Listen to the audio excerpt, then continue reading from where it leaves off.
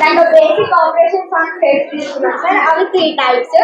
ఆ టైప్స్ లో union of set, intersection of set and disjoints of sets ఉంటాయి. Different sets ఉంటాయి. దాంట్లో first of all union of set. Union of set అంటే ఒక class లో ఇంతమంది like Soumya, Anjali, Kaveri.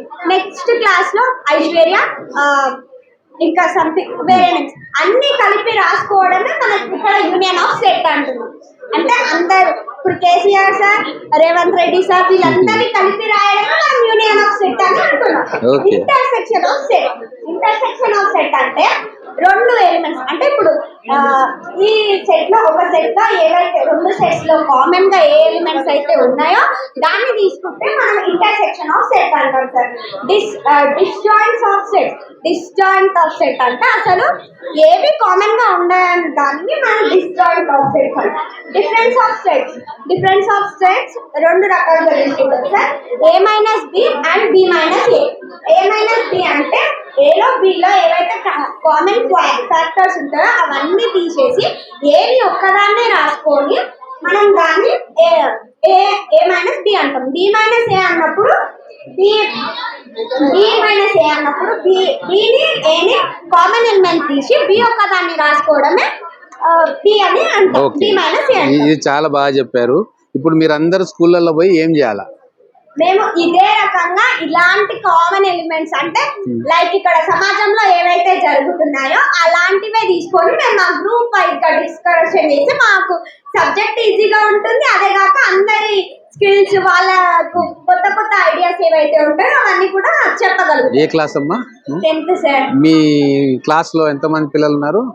12 members sir. English medium 12. So మీరు అంతా 12 మెంబర్స్ కలిసి ఒక గ్రూప్ ఫామ్ అయ్యి ఇలా చేసుకుంటారు. Very good. మీ వాలంటీర్ విద్యా వాలంటీర్ టీచర్ ఎవరు? మాకు Nasreen madam sir. Okay. So వారు రెగ్యులర్ గా మీ దగ్గరకు వచ్చి ఇవన్నీ నేర్పిస్తారు అంతేనా? Very good. బాగుందా ఈ కాన్సెప్ట్? చాలా బాగుంది సార్. దీని వల్ల మేము ఎక్స్ట్రా క్లాసెస్ తీసుకోవడం వల్ల మాకు ఇంటి దగ్గరికి వెళ్ళినాక మాకు క్లారిటీ కావాలంటే ఏవి అక్కడ డౌట్స్ క్లారిఫై చేసుకోవడానికి ఎవరు ఉండరు. కాకపోతే ఇక్కడనే ఉండడం వల్ల మాకు టీచర్ ఉంటది, వాలంటీర్ ఉంటది. ఆ వాలంటీర్ మేడం తో పాటు మాకు అన్ని డౌట్స్ క్లారిఫికేషన్ అప్పుడే అయిపోతుంది. Very good. సబ్జెక్ట్ ఈజీగా వస్తుంది సార్. మీలాగా అందరిని తయారు చేసుకుంటారా మీరు? లిటిల్ టీచర్ ఎవరు మీ గ్రూప్ లా? మా గ్రూప్ లో లిటిల్ టీచర్ అతను. లీడర్ ఎవరు? Little leader, little teacher. మరి మీరు కోఆర్డినేటరా? Very good. నువ్వే ఎట్లుంటే మరి వాళ్ళు ఎట్లున్నారో. వెరీ గుడ్ అమ్మా. ఏ school? GGHS Konapalamuru sir. Very good. నన్ను చూసినావు కదా? మీరే కదా సార్. మాకు సీసీ కెమెరాస్ కూడా సారే డొనేట్ చేశారు. ఏవి వచ్చినా కూడా చాలానే. Thank you so much sir. ఇలాంటి పథకాలు ఇంకా విద్యార్థుల కోసం మీ వేరే స్కూల్స్ లో మీ ఫ్రెండ్స్ కూడా చెప్పండి ఈ గ్రూప్స్ లలో యాక్టివ్ గా పార్టిసిపేట్ చేయాలా. మనకు నాలెడ్జ్ పెరుగుతుంది. రేపు కాన్ఫిడెంట్ గా ఎగ్జామ్స్ తీసుకోగలుగుతాం అనేది గట్టిగా చెప్పండి. సరేనా? ఇంట్లో పేరెంట్స్ కూడా చెప్పండి. నేను చదువుకునే టైంలో మీరు డిస్టర్బ్ చేయొద్దు. నా కోసం ప్రత్యేకంగా 2 గంటలు స్టడీ టైం మాకు ఇవ్వాలా అని చెప్పి వాళ్ళకి చెప్తే వాళ్ళు మీకు ప్రైవసీ ఇస్తారు చదువుకోవడానికి. సరేనా? Okay. Good.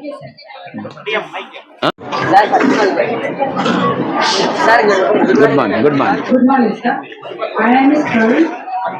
Today we are explaining about reaction of acids with metals.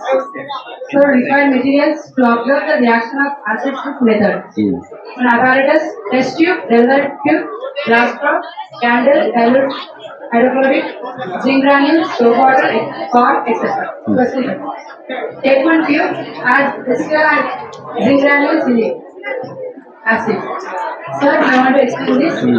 Sir, you want to తీసుకోవాలంటే స్టాండ్ తీసుకోవాలి, టెస్ట్ ట్యూబ్ తీసుకోవాలి, and delivery tube, glass true అంటే ఒక ట్రాన్స్పరెంట్ లాగా ఉండేదాన్ని తీసుకోవాలి, క్యాండిల్, డైల్యూటెడ్ హెచ్సిఎల్ తీసుకోవాలి, జింక్ గ్రాన్యూల్స్ తీసుకోవాలి, సోప్ లో చేసిన వాటర్ తీసుకోవాలి, అండ్ కార్క్ తీసుకోవాలి. అసలు ఇదంతా అంటే యాక్టివిటీ ఎందుకంటే రియాక్షన్. ఒక యాసిడ్ అనేది మెటల్ తో రియాక్షన్ అయితే ఎలా చర్య జరుగుతుంది, అందుకోసమని యాక్టివిటీ మనం చేస్తున్నాం. సో మనం ఏం చేయాలంటే ఫస్ట్ టెస్ట్ తీసుకొని ఒక యాసిడ్ అంటే ఫస్ట్ యాసిడ్ ఏది తీసుకోవాలి మనము? హెచ్సిఎల్ అంటే యాక్వేస్ రూపంలో ఉంటుంది. యాక్వేస్ అంటే డైల్యూటెడ్ సొల్యూషన్ లో లిక్విడ్ లా ఉంటుంది.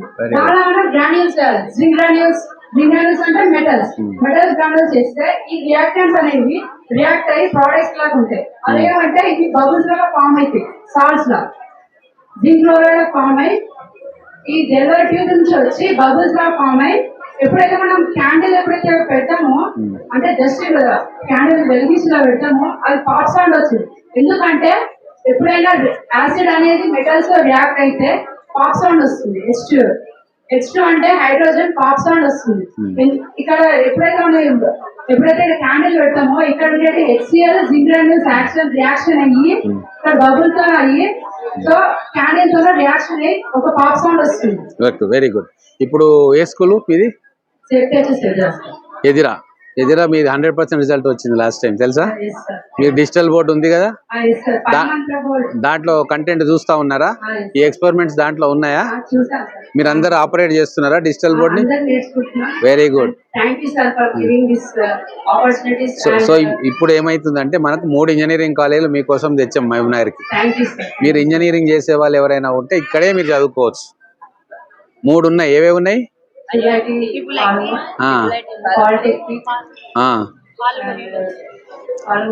ఒకటి IIIT, ఒకటి పాలమూరు యూనివర్సిటీలో ఇంజనీరింగ్ కాలేజ్, ఒకటేమో జీకే ఇంజనీరింగ్ కాలేజ్ అని ఇంకొకటి వచ్చింది. దాని తర్వాత పాలిటెక్నిక్ ఉంది. తర్వాత ఇక్కడ వొకేషనల్ ట్రైనింగ్ ఉంది. 1500 మంది పిల్లలు ఉంటారు. ఎవరికన్నా టెక్నికల్ గా పోవాలంటే వొకేషనల్ ఇంటర్మీడియట్ కాలేజ్ కూడా ఉంది. సో అది కూడా చాలా బ్రహ్మాండంగా ఉంటది. దాని తర్వాత ITIలు ఉన్నాయి. ITI పాత ITIలను మార్చేసి ఇప్పుడు అడ్వాన్స్ ట్రైనింగ్ సెంటర్స్ గా పెట్టాం. మొత్తం 64 కోట్లు ఖర్చు పెట్టి 6 కోర్సెస్. దాంట్లో కోర్స్ చేసిన వాళ్ళకి ఇమ్మీడియట్ గా టాటా గ్రూప్ లో జాబ్ వస్తుంది. అయితే టఫ్ ఉంటుంది, మీరు నాలెడ్జ్ బాగా ఉంటే దాంట్లో తీసుకుంటారు. సో మహబూబ్ నగర్ భవిష్యత్తులో నెంబర్ 1 సిటీగా మారబోతా ఉంది. మహబూబ్ నగర్ ఫస్ట్ కాబోతా ఉంది. ఏమైతుంది? మహబూబ్ నగర్ ఫస్ట్. ఆ ఫస్ట్ కావాలంటే మీరు ఫస్ట్ క్లాస్ లో మార్కులు తెచ్చుకోవాలి. మహబూబ్ నగర్ నెంబర్ 1 ఉండాలని చెప్పి మీరు అందరు మనసులలో ఉంటే ఖచ్చితంగా మహబూబ్ నగర్ నెంబర్ 1. ఓకే అమ్మా? Very good. Thank you very good. So మీరు మీ విద్యా వాలంటీర్ మేడం ఏది? స్కూల్లో అయిందా? ఇప్పుడు అయిందా?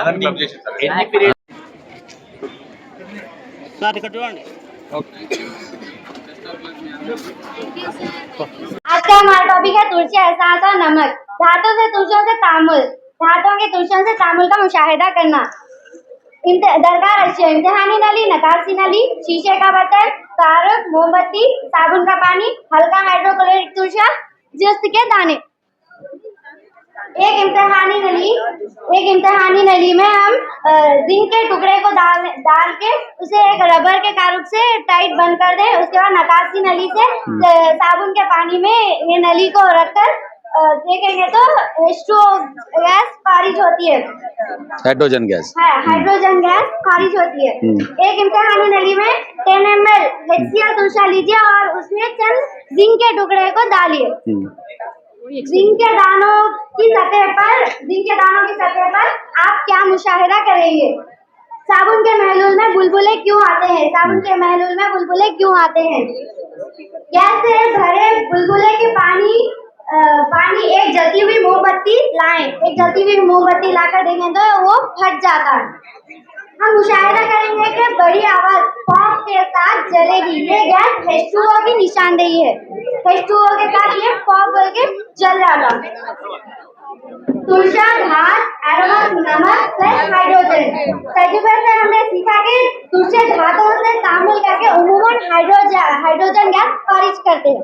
Thank you sir. Very good. बेहतरीन ये मामूल पानी लिए तो नहीं आते, ये बुलबुले नहीं आते। हाँ, हम साबुन का पानी लिए तो इसमें से इम्तिहानी नली रखकर देखेंगे तो बुलबुले आते और मोमबत्ती रखे तो पॉप बोल के फूट जाते।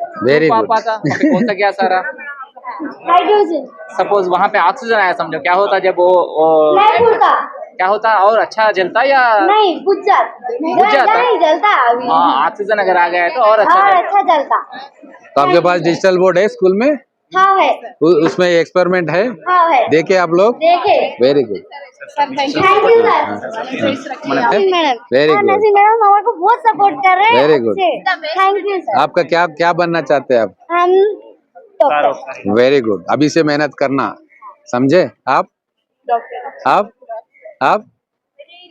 Veterinary doctor, very good. आप टीचर, वेरी गुड। सो देखना अपना वॉलंटियर मैडम कैसा कर रहे हैं, क्या कर रहे हैं। आप डॉक्टर, आप टीचर।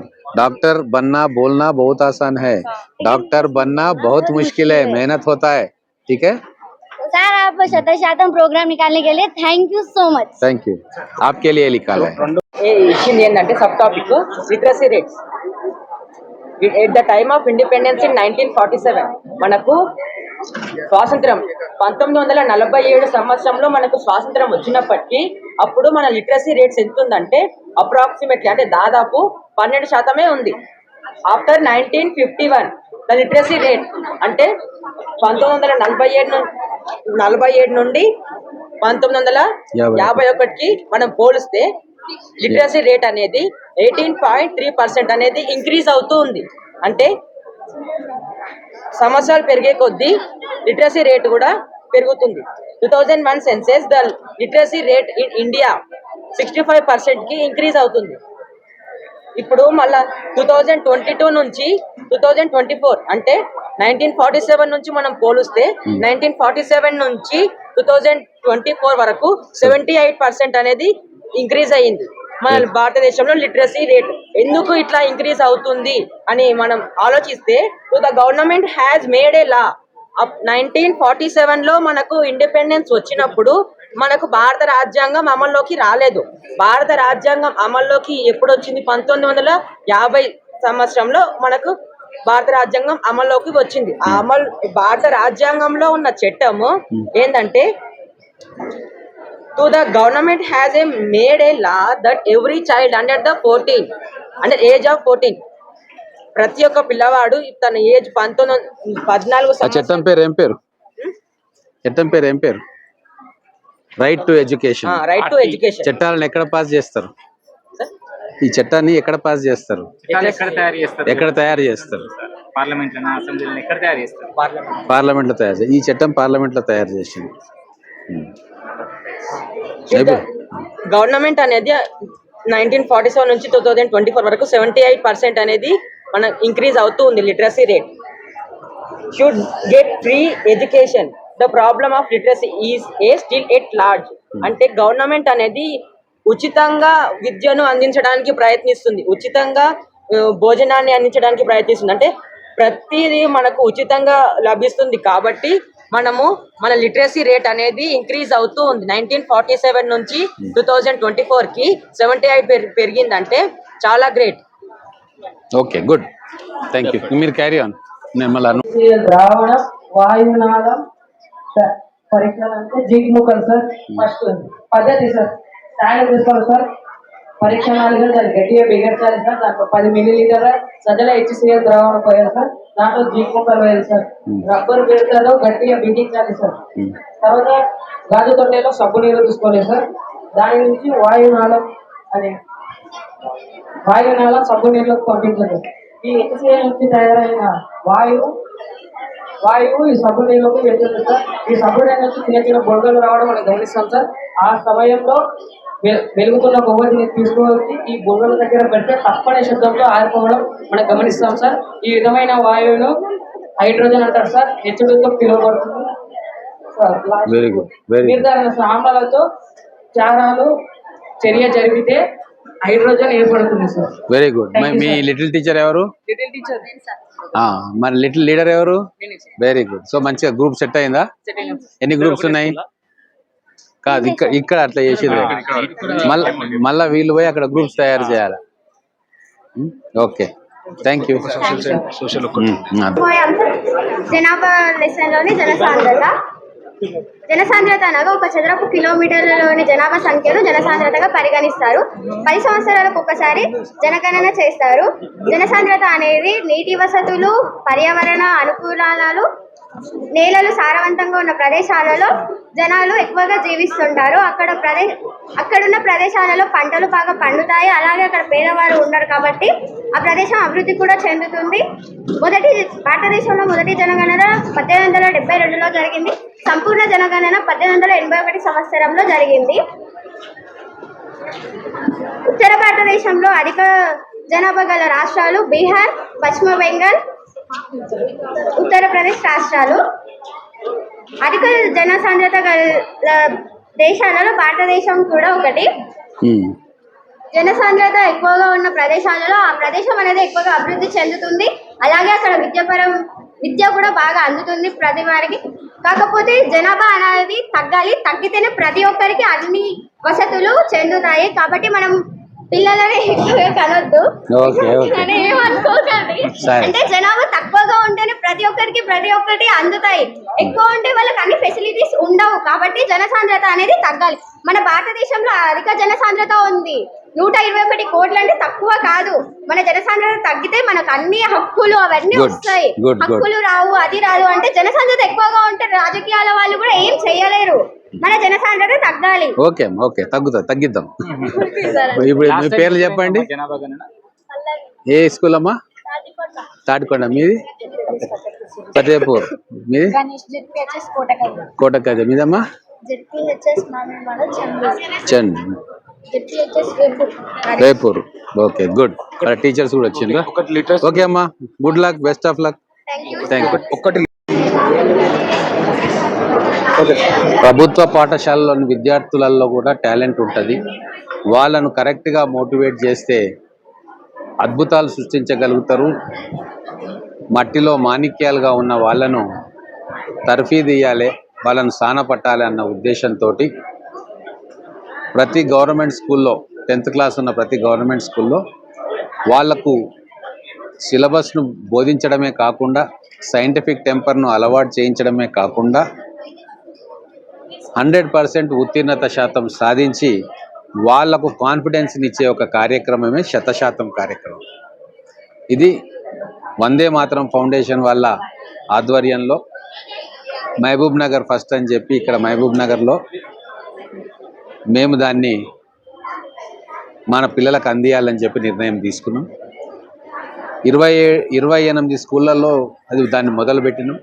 28 మంది వాలంటీర్లను మనం పికప్ చేసుకొని వాళ్లకు ట్రైనింగ్ ఇప్పించి వాళ్ళ ద్వారా ఏ పాఠశాలలకు వాళ్ళని అసైన్ చేస్తామో ఆ స్కూల్స్కు వాళ్ళు వెళ్ళి అక్కడ ఉన్న పిల్లలందరితోటి కూడా మాట్లాడి ఆ పిల్లలలో చురుగ్గా ఉన్న విద్యార్థులను ఒక లిటిల్ లీడర్స్గా కొంతమందిని సెలెక్ట్ చేసి అకాడమిక్గా మంచి గ్రాస్పింగ్ పవర్ ఉన్న పిల్లలను లిటిల్ టీచర్స్గా సెలెక్ట్ చేసి వాళ్ళకు కూడా కొద్దిగా ట్రైనింగ్ ఇప్పించి ఈరోజు 2 రోజుల ప్రేరణ తరగతులను ఇక్కడ క్యాంప్ ఆఫీస్లో మేము పెట్టుకున్నాం. నిన్న ఈరోజు దాదాపుగా 263 విద్యార్థులు ఈరోజు ప్రభుత్వ పాఠశాల నుంచి మేము సెలెక్ట్ చేసిన వాళ్ళు ఇక్కడికి వచ్చిండ్రు. వీళ్ళు ఇక్కడ ట్రైనింగ్ తీసుకొని అవగాహన పెంచుకొని వాళ్ళ పాఠశాలలకు వెళ్ళి వాళ్ళే తోటి పిల్లలకు గైడ్ చేసే విధంగా, గ్రూప్ లెర్నింగ్ చేసుకునే విధంగా, లీడర్షిప్ క్వాలిటీస్ పెంచుకునే విధంగా వాళ్ళందరినీ కూడా ట్రైన్ చేయాలని చెప్పి ఈ 100% యొక్క ఉద్దేశం. ఎవరైతే విద్యా వాలంటీర్లను మేము సెలెక్ట్ చేసినామో వాళ్ళు ఈ విద్యార్థులకు మెంటర్స్గా, వాళ్ళు కరెక్ట్గా చదువుకుంటున్నారా, వాళ్ళ ప్రవర్తన కరెక్ట్గా ఉందా, స్కూల్స్కి 100% యాబ్సెంటిజం లేకుండా వస్తున్నారా, తరగతులలో పార్టిసిపేట్ చేస్తూ ఉన్నారా, అందరితోటి కలిసిమెలిసి ఉంటున్నారా, గ్రూప్ టాస్కులు వాళ్ళు కరెక్ట్గా చేస్తున్నారా, ఇవన్నీ కూడా ఈ వాలంటీర్స్ పర్యవేక్షణలో హెడ్ మాస్టర్ గారి ఓవరాల్ సూపర్విజన్లో జరుగుతుంది. దీన్ని మేము ఉన్న విద్యా వ్యవస్థకు సపోర్టింగ్ సిస్టమ్గా తయారు చేస్తున్నాం తప్ప మేమే ఒక ఆల్టర్నేటివ్ విద్యా వ్యవస్థ అని చెప్పట్లేదు. ఈరోజు 5000 సంవత్సరాల మన చరిత్ర, సింధు నాగరికత నుంచి ఇప్పటిదాకా మనం చూసుకుంటే గురువు ద్వారానే విద్యాబోధన జరుగుతుంది.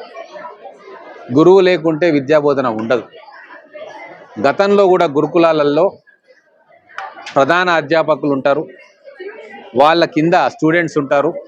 కొన్ని పాఠాలు ప్రధాన అధ్యాపకులు చెప్తారు, క్లిష్టమైన పాఠాలు. మిగతావన్నీ కూడా స్టూడెంట్సే కొత్తగా వచ్చిన స్టూడెంట్స్కి నేర్పించే ఒక వారసత్వం మనకుంది. దాన్ని ప్రేరణగా తీసుకొని ఈరోజు వందే మాతరం ఫౌండేషన్ సభ్యులు గత ఎన్నో సంవత్సరాలుగా విద్య మీద వర్క్ చేస్తూ ఒక మంచి మన సంస్కృతికి తగ్గట్టుగా, మన పిల్లల ఆలోచన విధానానికి తగ్గట్టుగా, మన పల్లె వాతావరణానికి తగ్గట్టుగా ఈ కాన్సెప్ట్ను రెడీ చేసుకొని వచ్చారు.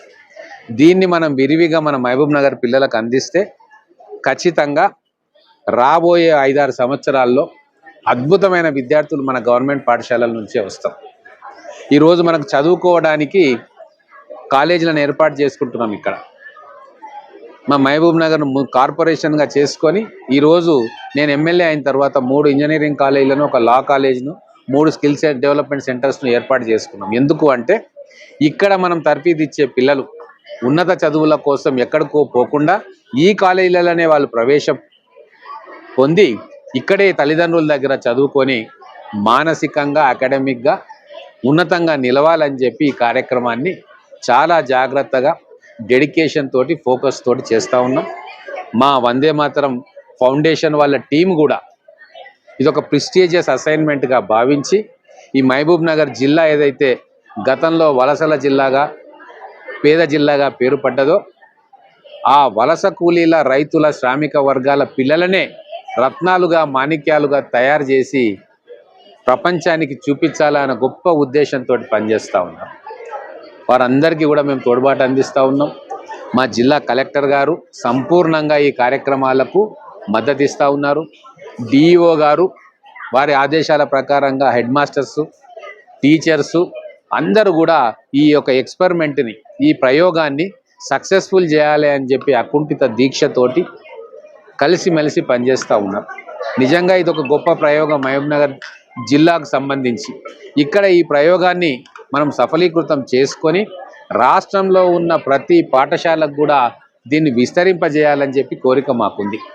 తెలంగాణ మనం కొట్లాడి తెచ్చుకున్నది మన పిల్లల ఉజ్వలమైన భవిష్యత్తు కోసం. విద్యా ఉపాధి రంగాల్లో మన పిల్లలకు అత్యుత్తమమైన ప్రమాణాలతోటి వాళ్ళకు అన్ని సౌకర్యాలు కల్పించాలనే మేము కానీ, మా ప్రభుత్వం కానీ, మా గౌరవ ముఖ్యమంత్రి రేవంత్ రెడ్డి గారు కానీ అనేక రకాలుగా ఆలోచన చేస్తూ ఉంది. ఇట్లా ఎవరైతే మంచి హృదయంతో, అనుభవంతో ముందుకొస్తున్నారో సంస్థలు, వందే మాతరం ఫౌండేషన్ లాంటి సంస్థలు అన్నిటికీ కూడా వాళ్ళకు చేయూతనిచ్చి వాళ్ళ ద్వారా ఈ వేల మంది విద్యార్థులను భవిష్యత్తు కోసం తయారు చేయాల్సిన ఈ పథకాన్ని మేము చాలా జాగ్రత్తగా ఒక ప్రియారిటీ లెక్క మేము తీసుకుంటాము.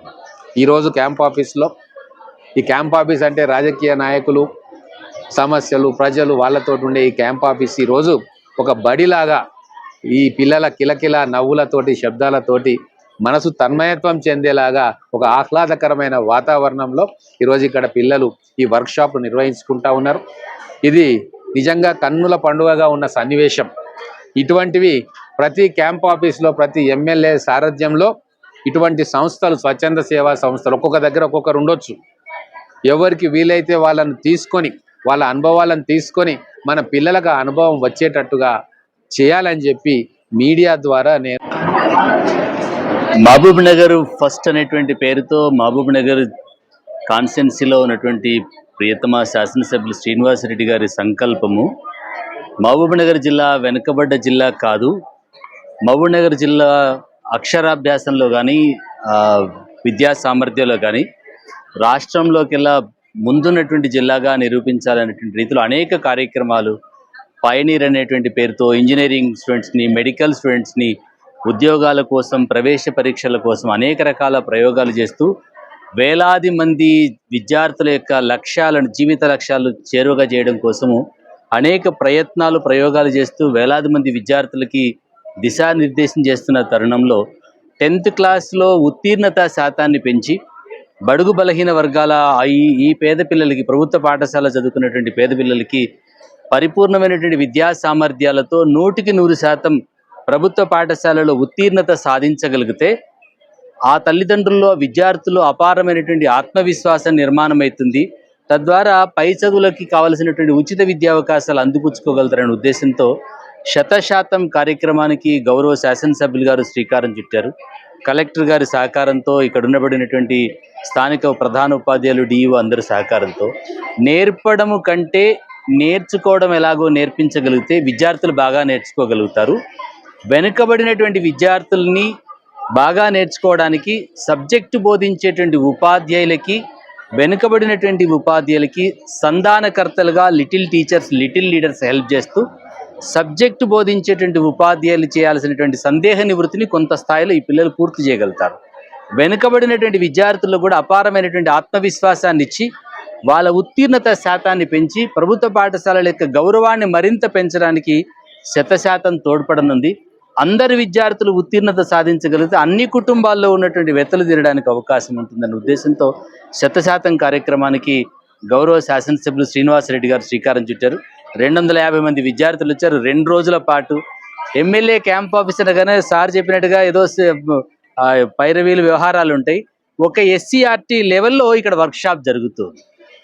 గౌరవ ఎమ్మెల్యే గారు చెప్పినట్టుగా మొత్తం రాష్ట్రంలోని 119 నియోజకవర్గాల్లో ఉన్నటువంటి ఎమ్మెల్యేలు 4800 ప్రభుత్వ పాఠశాలలు ఈ తరహాలో బాగు చేయగలిగితే లక్షలాది మంది విద్యార్థులు ప్రభుత్వ పాఠశాలలో చేరడానికి అవకాశం ఉంటుంది. ఇదొక మంచి ప్రయోగం. ఈ ప్రయోగం నుంచి వచ్చేటువంటి ఫలితాలతో రాష్ట్ర విద్యాశాఖ దీన్ని పరిశీలించాల్సిందిగా విజ్ఞప్తి చేస్తున్నాను.